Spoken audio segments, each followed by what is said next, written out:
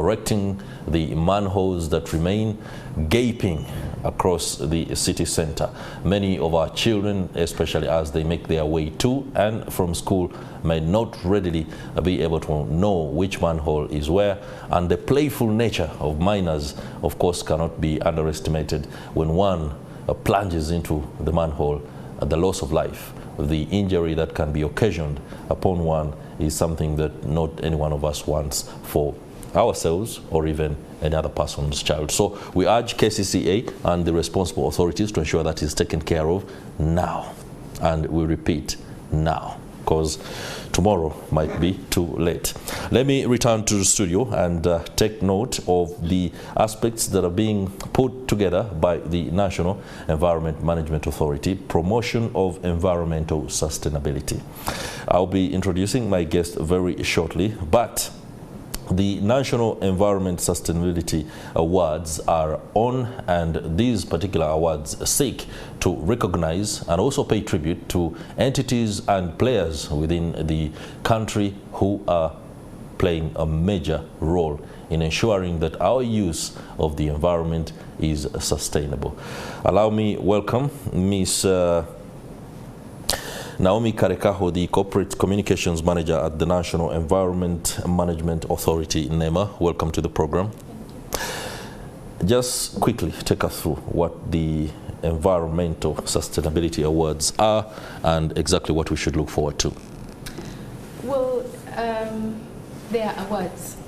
They are recognition. Yeah, that's right. It's a celebration of those organizations, of individuals, of institutions that have put in place mechanisms to ensure sustainability or sustainable development. You know, sustainable development stands on three pillars: people, planet, and the economy. People, planet, and economy. The economy, or environment. The old social studies that we know taught us social, economic, and now we add environment. That's right. We and the thought behind it, or the idea behind it, is that development which does not put those three into consideration is not good enough and will not last the test of time. That's right. It's always going to reach its end, and the consequences often are not good. So we are recognizing those entities that have learned that lesson real quick and have put in place interventions to ensure that every effort that they put in place to earn money, to grow the economy, to invest, are cognizant of the effect that they're having on the environment. That's right. And at the same time, they are not eroding the social fabric, or they are recognizing the social fabric of our society, that at any one given time we are moving together. And so this is to celebrate. As an institution, I mean, as a regulator, we serve carrot and sometimes stick. So the awards are really about the carrot. Okay, that's interesting. You said as a regulator, you serve carrot and stick. Later, we shall be tackling some of those aspects, but let's first stick to what the awards are. When you look at the business landscape and all the actors within, the imperative of profit is important, and that often makes some go overboard and not really take or pay attention to aspects of environmental sustainability. When you are classifying these awards and you're looking at the litany of business enterprises in the country and how they conduct business and works in factories and offices, how do you classify or come up with the categories for award? For example, does any one of those cater for activists? Does it cater entirely only for the industrialists?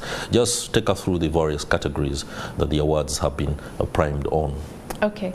To begin with, I will like to state that production, manufacturing, drives a lot of pollution. That's right.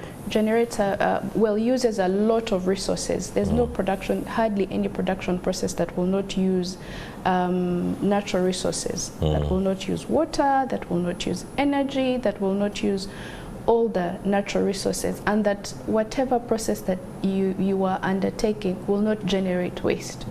So either way, you're either taking from the environment or you're returning to the environment waste. So those processes are major drivers of pollution, manufacturing. So it's one big category, manufacturing. But then that does not take away from other processes. They also generate waste and they also take away from natural resources. But generally, we have the broad category around manufacturing, and there we have tanneries. And the reason that we are looking at tanneries is because of the chemical use of a chemical called chrome, which can be dangerous. And so we are looking at these tanneries that manage, for example, their chrome very well. If you have visited a tannery, you will understand what I'm talking about. We have the construction, cement, and the major consideration here is pollution, air pollution.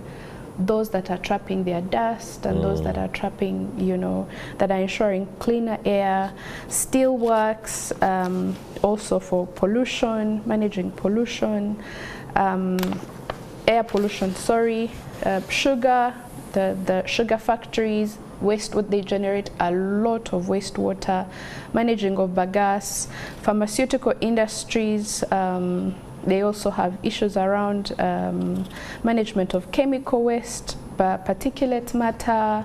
We have milk processing, paint factories, food and beverages, waste management facilities. And when I say waste management facilities, these are built specifically to attend to waste generated. For example, we have companies that have been built specifically to attend to petroleum waste. That's right. We have Yonabugabos that deal with urban waste. So yeah, those waste facilities, and we have Luero Industries, they manage waste. We have lead agencies and local governments that are doing well, that are incorporating sustainability principles in their practice, non-governmental organizations, development partners, institutional organizations, media organizations, journalists, to name but a few. Okay. What I pick from the categorization of the various players and how best they are ensuring sustainability is that the mechanism employed does also help you to pick out those that are culprits. And that data is important in forming your next step of action. Not necessarily to zero in on who you recognize for the good work, but also go for the culprits. I don't know what the way forward is after the awards in going after those that you understand not to be towing the line. There's a process in environment management called audit, environment audit. So what this process does, after somebody has done the social and environment impact assessment, thereafter they are subjected to a regular audit. Are they meeting the requirements? Are they meeting the standards? Are they complying or are they not? So, and we have an inventory. Everybody that has done an EIA is subject to an audit, to an some sort of assessment. And it is from that assessment that we are able to identify those who are excelling and therefore will be awarded. And from that same audit, we know who's struggling, who is not complying. But there's also compliance assistance. There are many interventions. If somebody is not complying, where are they not complying? Are they just stubborn? Are they not willing to make the investment? What is the challenge? We help them. Then over a period of time, if somebody is not meeting that requirement, then we have mechanisms of managing that as well. Okay. Let me transition to the emphasis on the importance itself of environmental sustainability, but also responsible practices. Many times, those that are seen to be on the receiving end are required to act responsibly. But over the last few weeks, there has been a tension and a tug of war between the National Environment Management Authority and some residents of wetlands or catchment areas within the Kampala metropolitan area, particularly Luigi.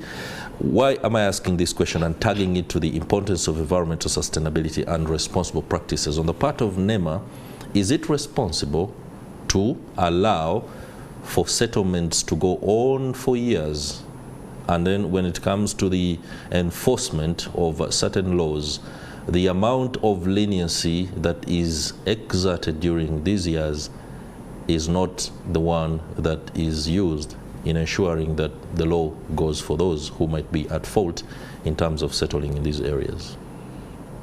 Let me ask you this question, as I definitely will answer the one that you ask. We started by speaking about sustainability, and you seemed to have a good sense of what sustainability is. No doubt.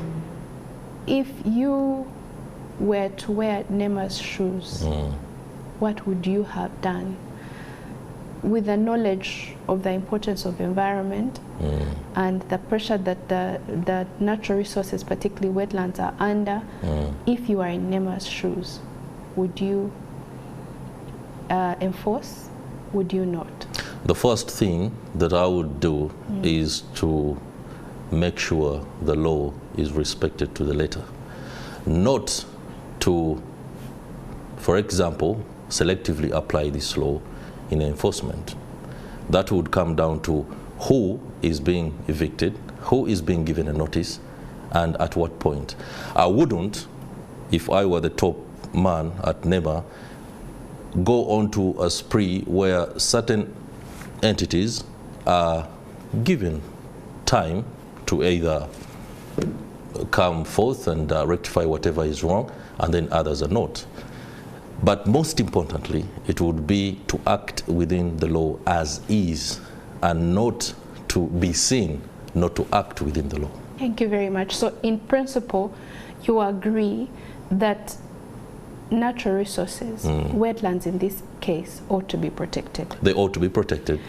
If all factors were held constant, you agree that Lubiji should be left to thrive as a wetland and not as a settlement? That should have been done a long time ago, by NEMA. Yes, but you agree that at least Lubiji should be, to the extent possible, left. Everyone agrees. Everybody agrees. Yeah. So your question is on just the application of the law in this specific case. Is it a responsible practice on the part of the regulator? Yes, but what I want to get clear is that we agree that Lubiji should be maintained. It's like agreeing that we all pay taxes. Yeah. How they're used is a different matter, and so it could cause tension. Your question is just on the actual eviction that started a few weeks ago. My question goes to the fact that the eviction itself, yes, the way it is conducted, is selective. Okay, so it's the eviction should be done, but should not be selective. I mean, every culprit must be treated the same way. Why would you, for example, not evict or demolish a police station that is in a wetland, a catchment area, and a petrol station, but go straight for the citizens who are also breaking the law just like the other ones? I'm coming to that, but I just wanted us to agree in principle that wetlands are important. They ought to be protected, but it is now the how. Right? How, it's the how that you're asking. Okay, let's go to the how. There are two things there are two ways to look at it. It takes two to tango, doesn't it? Sometimes. Would you dance tango alone? In this case, NEMA cannot, for example, say it needs ultimate cooperation. Can I make my point? Please do. It takes two to tango. Probably you would like to say that this eviction should have started a long time ago. 10 years ago. Enforcement should have been done. Yes. We shouldn't be at this point in time. Can I make my point? At the same time, these people the people who are in the wetlands should not have gone there knowingly. The people who encroached on those wetlands were not naive. They knew what they were doing. But now that we have arrived at the time where they must leave, let's take responsibility for our portion, but let them also take responsibility of their portion. They should not have been in the wrong place. So the two people that you point out, Starbucks and the police station. And the police, yeah. As we speak, the police station is served. It is served a restoration order. When it hasn't respected that. When NEMA serves a restoration order, they give you 21 days within which to comply, within which to exit. Those 21 days have not yet elapsed for the police station. In any case, when NEMA goes to do the restoration activities, we don't go by ourselves. We go with police. With police, yeah. And police in Nansana. And there was a time when there was a crime wave in Nansana. And that was a sport that was deemed easy to put up a facility. Thirdly, deemed easy by NEMA, by the police? By the police. Police is a government. What is easier for NEMA? Police is a government institution, and the law permits government installations to take place in wetlands, government projects, for example, railway lines, roads, pylons, electricity pylons, and in this case, a police station was built, and it's a government facility, government on government. That would be a different process. A different process. Yes, but when it comes to Starbucks, applied to use that piece of land that had originally been a stockpiling piece of land during construction of that road. I'll give you other similar facilities. Spring Apartments in Bugolobi, they are near a wetland. But when Bugolobi flats the old Bugolobi flats were being built, they used to assemble, they used to build the blocks that were used to build the flats there. So it was compacted and almost changed. It no longer could revert into wetland. So that land that used to belong to National Housing and Construction Limited was used to build apartments. Basing on that technicality, the land had already been compacted. It could not revert into wetland. That was the case with Starbucks as well. So those sorts of consideration, the law permits NEMA to use certain information, certain technicalities to make decisions. So that's what I can say. All right, just let's stay on that briefly before we can continue with the Environmental Sustainability Awards. You spoke about the number of days for notice. How many? 21? Yes. Why does NEMA issue notices at different times? For example, you issue a notice to a church, you issue a notice to traders who have shops in the wetland, and you issue a notice to Starbucks much later after you've issued everyone else. If I had known that you're going to ask this question, I would have brought you information that you could use.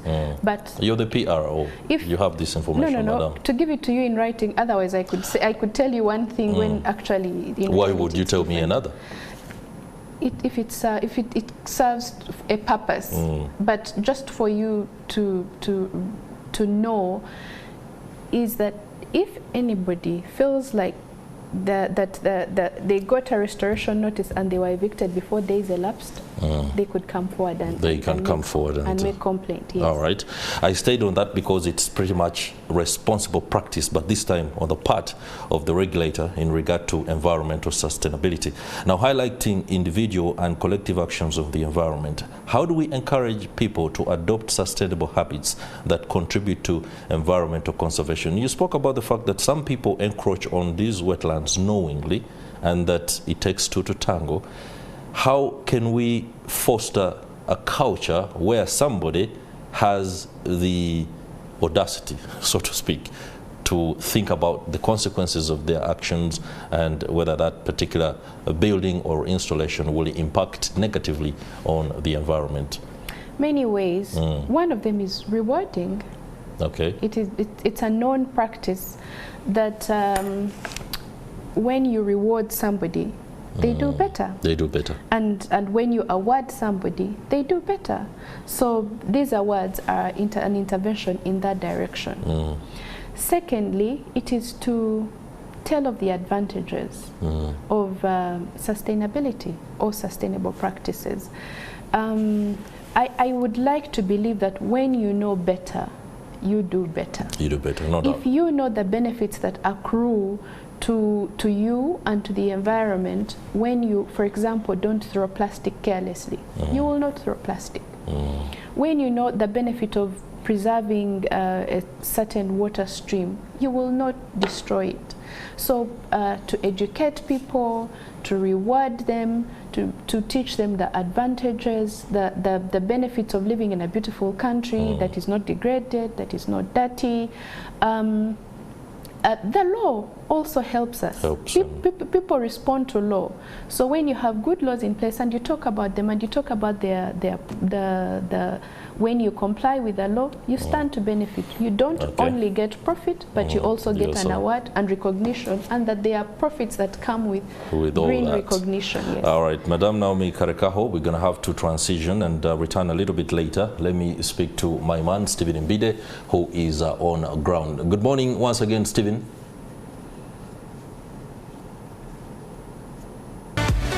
Oh.